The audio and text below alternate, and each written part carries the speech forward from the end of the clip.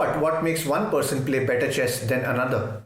What is it that grandmasters have and you don't? Well, the simple answer to this is the ability to spot good moves quickly. Selecting a good move is a remarkably complex task, but in this video, I'm going to reveal the shortcuts that grandmasters use to play the best moves in any position.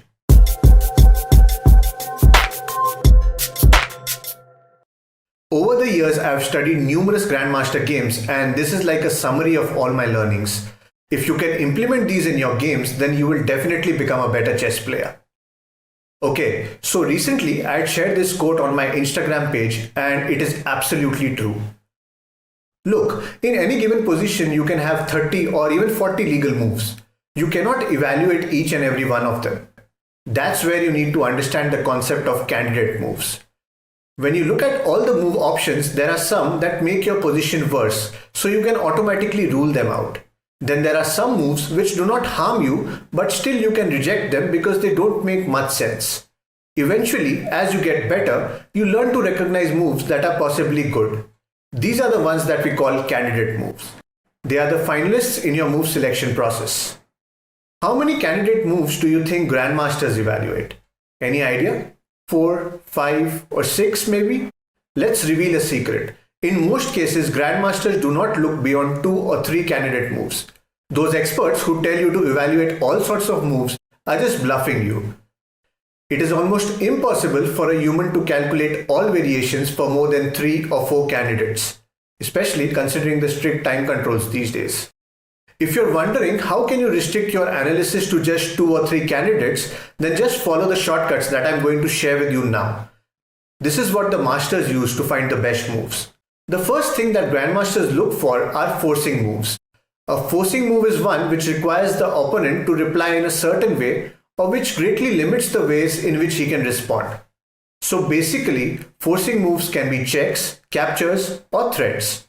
These are like your one move, two move tactics. You should always look for such moves first because somehow it is easier to spot them in the first few minutes. Surprisingly, this is how our brains work. The more you study a position, the less you will see tactically. To learn more about tactics, you can check out this video by clicking on the I button above. Let's move on to another important technique that grandmasters use to find the best moves, and that is relying on general principles. Grandmasters often justify their moves by citing fundamental chess values such as pawns should capture towards the center, rook belong on the 7th rank, knights are most effective near the center, etc. etc. You can often play a general principle move without much thought because its value has been proven over centuries. That's what experts call conventional chess wisdom. The degree to which grandmasters rely on general principles often astonishes other players. An average player may calculate variation after variation and still not be convinced with his move. Whereas in the same situation, a grandmaster will play a very basic but effective move and justify it by simply saying, I didn't want to double my pawns, or my rook needed an open file. That's what is admirable about grandmasters. They simplify even the most complex positions. So always remember the golden rule. Keep it simple. This will help you not only in chess but even in life. Anyways, now let's look at another cue that grandmasters often use to find candidate moves, and that is to look for problem pieces on the board. Problem pieces here refer to your opponent's strong pieces and your own weak pieces. For example, your opponent's knight might be stronger than your knight, simply because it is controlling more squares or maybe it is placed much better. You need to look for moves to exchange such pieces, especially when you cannot find any other attractive candidates. Also, sometimes when you can't trade off your worst piece, you should at least try to reposition it on a better square in order to develop and create opportunities for future moves. At times, it might be difficult for you to analyze whether you are selecting the right candidates or not. To help you out in your learning process, I would like to share a really helpful tool that I came across recently, and it's called Decode Chess. On their website, you can simply import the games you want to analyze, and then once you click on this decode button, you will see a great explanation of what the engine recommends. The beauty about this is that unlike other chess engines, this explains everything in simple human language. You can activate some additional features by clicking on this plus button, which creates some more tabs like these. If you scroll down, you can find details of the major threats, and further down, you can understand how to find the best moves in this position. Through these tabs, you can identify piece roles, analyze threats, evaluate plans, and understand tactical concepts. From here, you can even play against a human-like opponent and decode each move as you play. All in all, this app provides you with a lot of information which can be used to improve your understanding of the game. You can register for free and try it out, and if you like it, then you can buy their unlimited access plan. We have partnered with them and they've agreed on a special discount for all Chess Talk viewers. You can avail this for a limited time period by using the coupon code ChessTalk. All links are in the video description. Moving on, one more thing that stands out in Grandmaster games is their magical ability to play brilliant moves without much thinking. At times they even go against the general principles that we discussed earlier. That's strange, isn't it? But let's try to understand how this happens. In most aspects of my chess life, that will simply be the answer. I know and I don't know why I know, or I think, but I don't know why I think that, because at some point it all becomes very, very intuitive.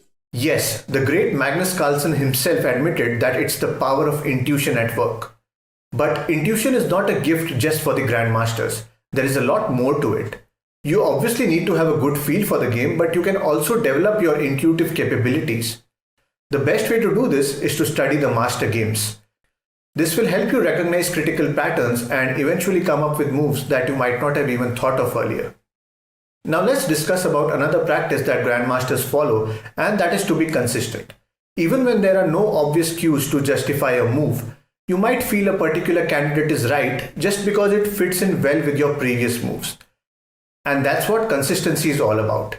In summary, all moves that you make should align with each other, which means they should be part of an overall plan. It sounds simple to be consistent, but it isn't. Sometimes while playing a game, we do not realize whether our 24th move fits in with the 23rd or 25th, for example. After the game, it's very easy to see everything clearly, but during the game, you have to play one move at a time. Therefore, you should always make a conscious effort to be consistent with your moves and plans. All these pointers are very helpful, but don't forget to pay attention to your opponent's last move. Even in positions where there are no clear tactics, your opponent's last move can trigger a game-changing candidate. I have made a complete video on this topic, so don't forget to watch it by clicking on the I button above. Okay, now let me give you a quick reality check. No matter how good a player you become, you should not get obsessed about finding the best move always, because at times it might not even exist. In most positions, there are several good moves that look equally good, but you only have to choose one of them. While playing a move, you need to balance out between the element of risk and time. So ultimately, your aim should be to simply find a move that you can play with some degree of confidence and hope that it is the best. Okay, so it's puzzle time. In this position, you need to find the best move continuation for white. If you're able to find the solution to this puzzle, then share it in the comments below. I'm reading all your comments and will give them a heart if your explanation is correct. All the best, guys. Let's see how many of you can solve this. Well, don't forget to like this video, and if you haven't yet subscribed, then subscribe now. Thanks for watching, and I